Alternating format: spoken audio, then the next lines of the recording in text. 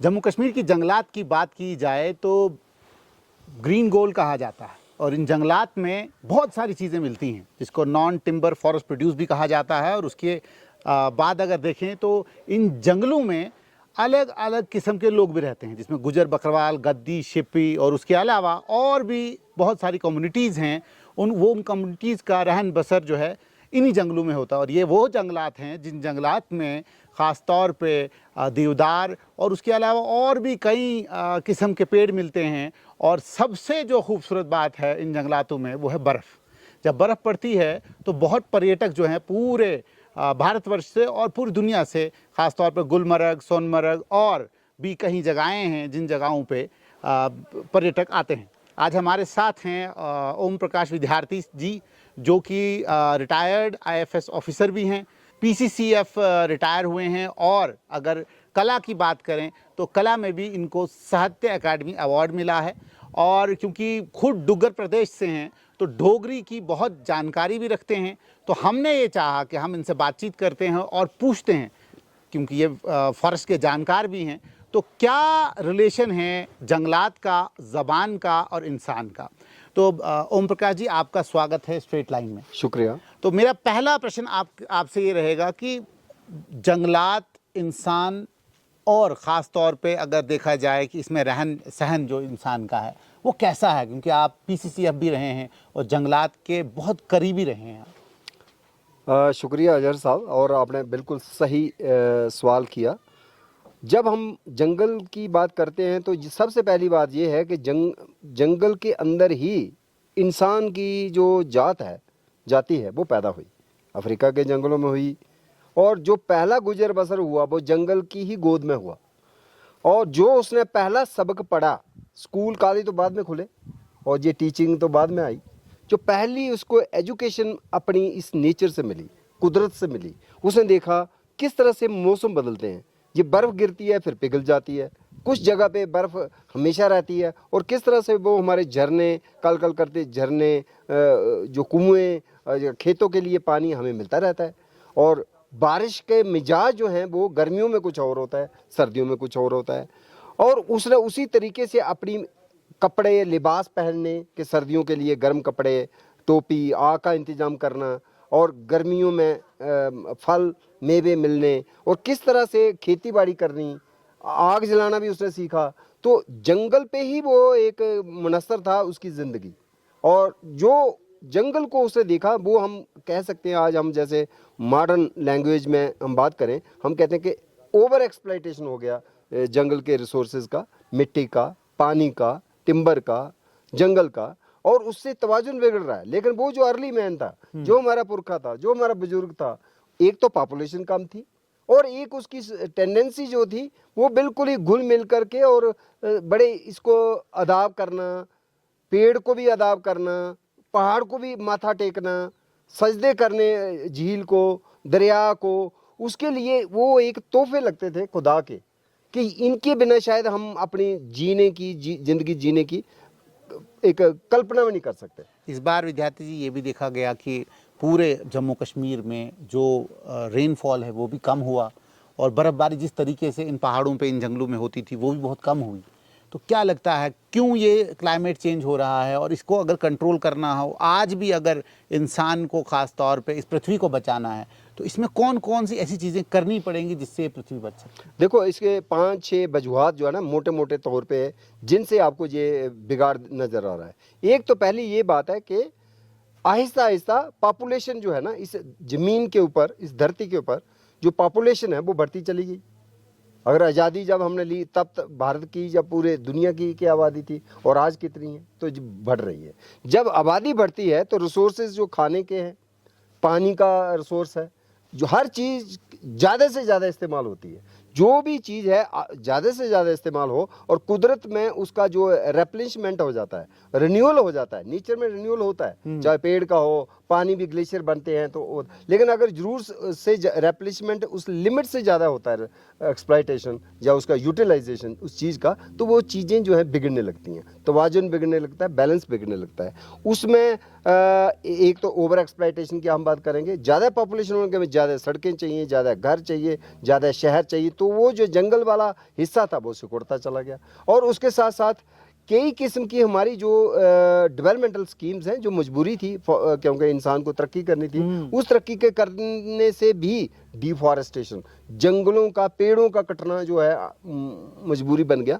और इतने ज़्यादा कट गए कि उस रफ्तार से अगर नए पेड़ पौधे बनते जाते बीज से, तब नुकसान नहीं होता कि जितना हम काट रहे हैं अगर उतना नया बच्चे जो पैदा हो रहे हैं पेड़ पौधों के, तो कोई दिक्कत नहीं है। दिक्कत तब आई कि नीचे हमने ग्रेजिंग बहुत बढ़ गई, माल मवेशी इतनी ज़्यादा चरता है, या लैंडस्लाइड ज़्यादा हो गई, और जो जिस मिकदार से नए पेड़ पौधों की जो जम पल है, रीजनरेशन होनी चाहिए थी, वो फेल हो गई।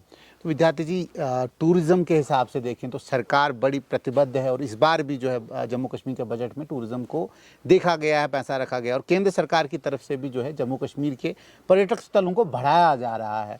क्या लगता है आपको, जैसे भद्रवाह है, मड़वा दक्षिण अभी खुला नहीं है पर्यटकों के लिए, और उसके अलावा और भी युस्मर्ग है, तुस मैदान है कश्मीर में, उसके अलावा राजौरी में हमारी कुछ ऐसी खूबसूरत जगहें हैं, पुंछ में जगहें हैं जो अभी तक एक्सप्लोर नहीं हुई। क्या लगता है कि किस तरीके से इको टूरिज़्म या सस्टेनेबल टूरिज़्म का जो नारा सरकार दे रही है, लगता है आपको कि सरकार गंभीर है इस चीज़ में? देखो, आपकी बात सही है। हमें जो टूरिस्ट प्लेसेस हैं, खासकर पहाड़ी स्टेट में हमको इन चीज़ों को सस्टेनेबल तरीके से करना चाहिए, बहुत ज़्यादा नहीं डालना चाहिए, क्योंकि ये पहाड़ी इलाका होता है। सड़क भी अगर हमने निकाली तो लैंडस्लाइड का खतरा बढ़ जाता है, फ्लड आ सकते हैं। कश्मीर में भी हमने देखा 2014 में जो फ्लड आए वो इसीलिए आए कि काफ़ी ज़्यादा जो वेटलैंड्स हुआ करती थी वो खत्म हो चुकी थी, और पानी जैसे फ्लड के वक्त उधर चला जाता था, उसको जगह नहीं मिली, तो कितना नुकसान हुआ।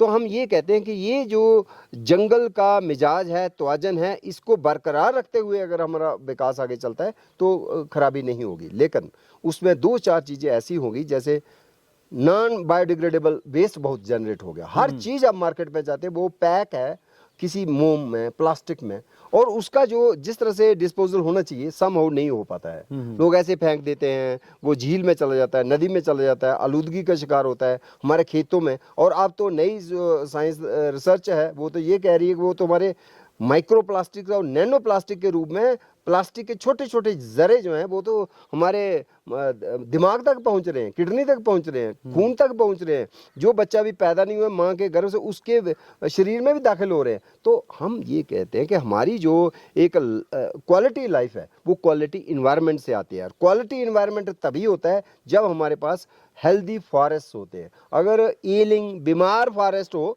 तो हमारी क्वालिटी जो है वो भी बीमार सी होगी। और उसमें कई किस्म के, जैसे हमने कोरोना में देखा कि कैसे वो एक नई बीमारी आ गई, और में ज्यादा बिल्कुल, और गांव में फिर भी उसका इतना असर नहीं रहा। तो ये आप देखिए कि यहाँ पे भी हम ओवर पॉपुलेशन हो जाती है, ओवर एक्सप्लॉयटेशन हो जाती है, पोल्यूशन बढ़ जाती है, कंजेशन हो जाती है, और नेचर जो सांस देती है या एक उसको रीजुविनेट करती है, उसको वो मौका नहीं मिलता। इतनी जल्दी से चीज़ें ख़त्म हो रही हैं कि वो नेचर उसको दोबारा उतनी जल्दी से उसी रफ्तार से पैदा नहीं कर सकती जो उसको वक्त लगता है।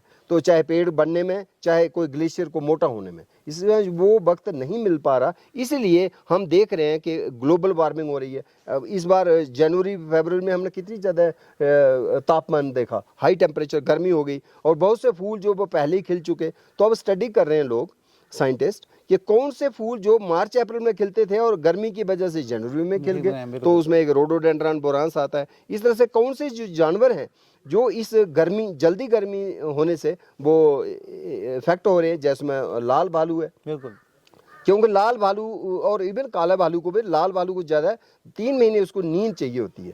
दिसंबर जनवरी फरवरी जब बर्फ़ होगी तो वो सोया रहता है, लेकिन गर्मी जो है जनवरी में ही हो जाती है तो वो जल्दी उठ जाता है, और बे टाइम बिना नींद पूरी किए जो उसकी 3 महीने की हाइबरनेशन होती है, मस्त मैन वर्सेस वाइल्ड के कॉन्फ्लिक्ट बढ़ जाएगी। उसमें भी क्लाइमेट चेंज का जो है बिल्कुल असर है। और ये इतना स्लो है कि पिछले हम कहेंगे कि 4 दशकों से ये जो जलवायु परिवर्तन हम कहते भी रहे, पेरिस समिट भी हुआ, एग्रीमेंट्स भी हुए हैं, लेकिन इम्प्लीमेंट करने में कहीं ना कहीं कॉन्फ्लिक्ट भी हम देखते हैं। एक नेशन दूसरे नेशन से लड़ भी रही है, तो एमुनिशन भी जा रहा है। तो चीज़ें जो हैं, जिस मिकदार से हमें स्विच ओवर कर देना था पेट्रोलियम फॉसल फ्यूल्स को छोड़ के ग्रीन एनर्जी पे, जिस जल्दी से शीघ्रता से फास्ट उस जल्दी से नहीं हो पा रहा है। तो अभी भी हम थोड़ा सा यूज क्या कर रहे लगता हैं। है आपको कि टूरिज्म विभाग खास तौर पे, जबकि फॉरेस्ट को भी जो है कहा गया कि आप इको टूरिज्म के नाम पे आप टूरिज्म करें, तो क्या लगता है आपको कि जब कोई भी टूरिज्म साइट को बनाया जाना चाहिए, जब उसको प्रिपेयर वहाँ पे हाट डेवलप करना चाहिए या उसको डेवलप करना चाहिए या सड़कें बनाना चाहिए, क्या वो पुराना ज़माना ठीक था जब ट्रैकिंग करके लोग पहुँचते थे, चलते थे, पूरा एक कंटीजेंट चलता था एक जगह से दूसरी जगह, उससे रिफ्रेशिंग हवा भी अच्छी मिलती थी और आपकी सेहत भी ठीक रहती? क्या वो टूरिज्म अच्छा है, या ये जो टूरिज्म हर जगह पे गाड़ी पहुंच रही है, पर्यटक बिल्कुल हर स्थल पे पहुंच रहे हैं गाड़ियां ले लेके, क्या वो टूरिज्म ठीक? देखो पहले लाइफस्टाइल एक जैसा था, हाँ। अब इस लाइफस्टाइल में कुछ लोग ये लाइफस्टाइल अपना रहे हैं, कुछ लोगों का लाइफस्टाइल और बदल गया है, कुछ लोग किसी और चीज़ के लिए जंगल में जा रहे हैं या पहाड़ पे जा रहे हैं, कुछ किसी और चीज़ के लिए जा रहे हैं। लेकिन पहले जंगल पहाड़ में जाना जैसे सजदा करना था किसी मंदिर की यात्रा में, जब मस्जिद का कोई बिल्कुल, खास बिल्कुल। उर्स है, उस खास मौके पे वो जो भीड़ जाती थी, भीड़ ज़्यादा भी नहीं होती थी, पर जितनी होती थी वो सस्टेनेबल सस्टेनेबल होती होती थी। अब क्या है कि अब हम ऐसी जगहों पे सड़कें ले जा रहे हैं, जबकि पहला इंसान पैदल जाता था और वो ऐसी वर्जिश होती थी, कसरत होती थी, हेल्दी भी होता था, और जो नेचर है उसके लिए भी वो डैमेजिंग नहीं होता था। लेकिन अब जब हमने इतना ज़्यादा प्रेशर, कैरिंग कैपेसिटी एक होती है नेचर की भी, बिल्कुल, बिल्कुल। फॉरेस्ट की, किसी भी पहाड़ की, ग्लेशियर की, उससे ज़्यादा जब हमारा इम्पैक्ट पड़ जाता है, फुटफॉल हो जाता है टूरिज्म का, तो डेफिनेटली नेगेटिविटी भी होती है। और ये ग्लेशियर जो है उतनी देर तक नहीं बचेंगे जितनी देर तक उनको तो हमेशा रहना चाहिए था भाई पे। बिल्कुल। तो ये जो इको टूरिज्म का कंसेप्ट इसीलिए आया था कि हम इकोलॉजी का भी ध्यान रखें, बिल्कुल। टूरिज्म डेवलप करें, पर ऐसा ना करें कि हम कंक्रीट ही कर दें।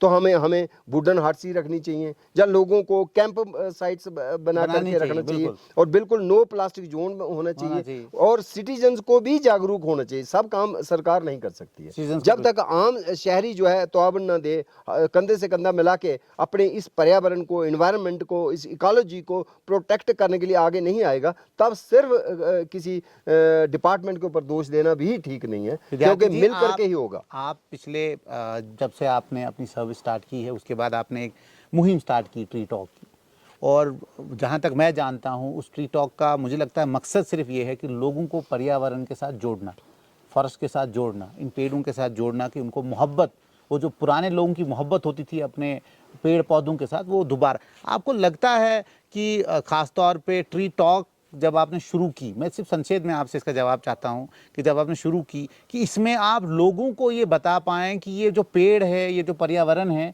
ये हमारे लिए है और हमने इसको प्रोटेक्ट करना है, और हमारे हर एक जीव जंतु से मोहब्बत करनी चाहिए, हर पेड़ से मोहब्बत, के वो बच्चा हो या बुजुर्ग हो। ये तो यूनाइटेड नेशंस की तरफ से जो घोषित किए ना 10 साल 2011 से लेकर 2020 तक, कि जन जन तक बायोडाइवर्सिटी की बात पहुंचे और बायोडाइवर्सिटी कंजर्वेशन क्यों जरूरी है, ये जो आह्वान किया जाए और ये अवेयरनेस होनी चाहिए।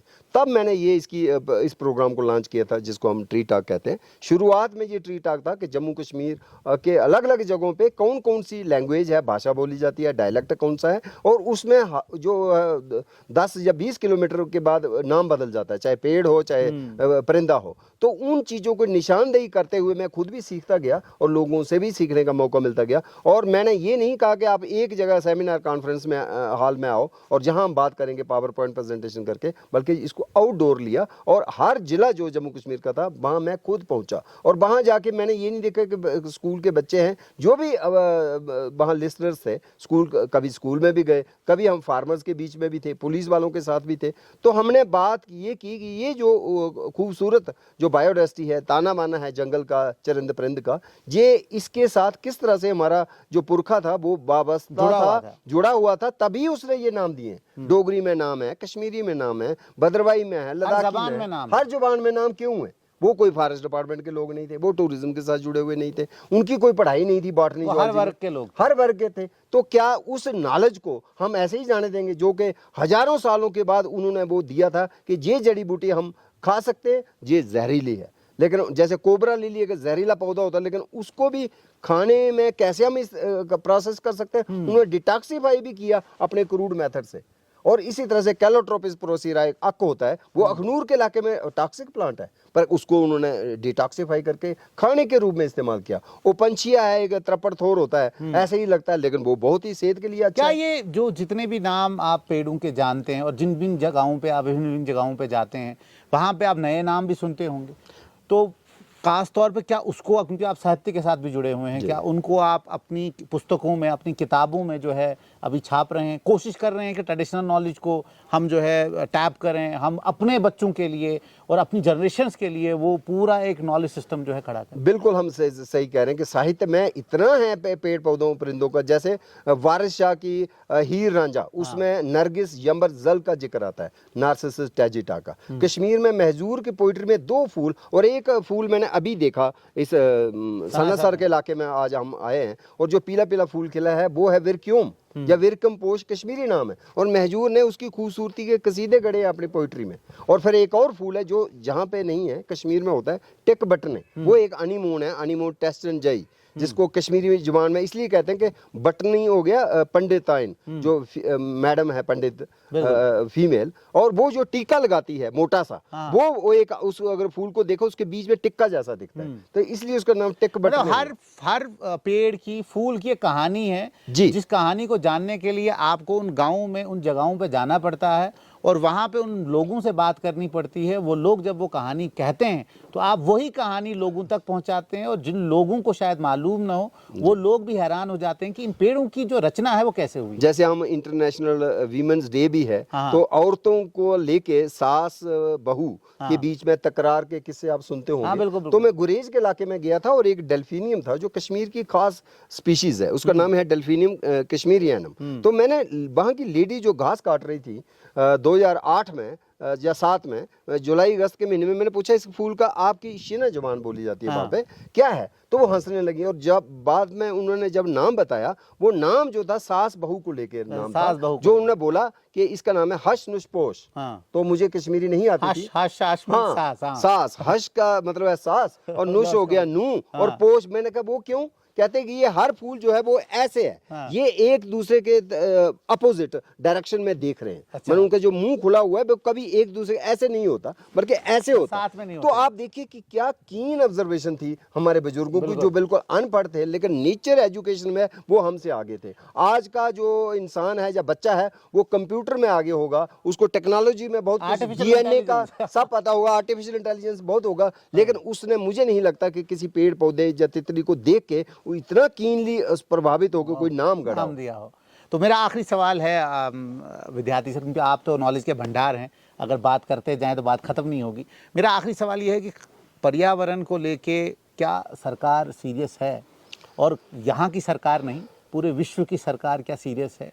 क्या आने वाले वक्त में, जो कि 3rd वर्ल्ड वार की बात की जाती है, यहाँ ये भी कहते हैं कि दुनिया ख़त्म हो जाएगी, सबके पास न्यूक्लियर बम है, ठीक है, तो क्या लगता है आपको सबसे बड़ा बम कौन सा है? देखो, कई बार आपको ये लगता है कि सरकार नहीं कर रही है, सरकार की ये गलती। सरकार क्या होती है? सरकार में मैं भी आता हूँ, अगर मैं नौकरी कर रहा हूँ तब मैं भी आता हूँ। तो हर इंसान जो है ना, कभी ना कभी वो सरकार का हिस्सा हो सकता है, होता है। तो क्या मैंने वही दी, जो मेरा मैंडेट था, जो मेरी रिस्पॉन्सिबिलिटी थी, वो फर्ज मेरा था। मुझे किसने कहना है कि आप करप्शन नहीं करना? आप इंडिविजुअल लेवल पे आपका एक ज़मीर होना चाहिए, और आपको मुझे, अगर ये सेवा कहते हैं, किसी भी सर्विस को सेवा कहा जाता है, ये सेवा है। ये नहीं है कि हम उस चीज़ को एक पावर का मिसयूज करके एक्सप्लॉइट करें, चाहे वो पुअर फेलो को उससे हम कुछ कोशिश करें कि जी हमें पैसे दे। तो मेरा हर सरकार जो है कोशिश करती है, लेकिन कन्फ्लिक्टिंग प्रायोरिटीज़ आ जाती हैं। कई बार आप ये कहिए कि डेवलपमेंट प्रायोरिटी बन जाती है, कई बार सिक्योरिटी जो है वो बन जाता है, कई बार आपकी वार्स हैं, या कोई आउटब्रेक ऑफ कोरोना जैसा काल आ जाता है।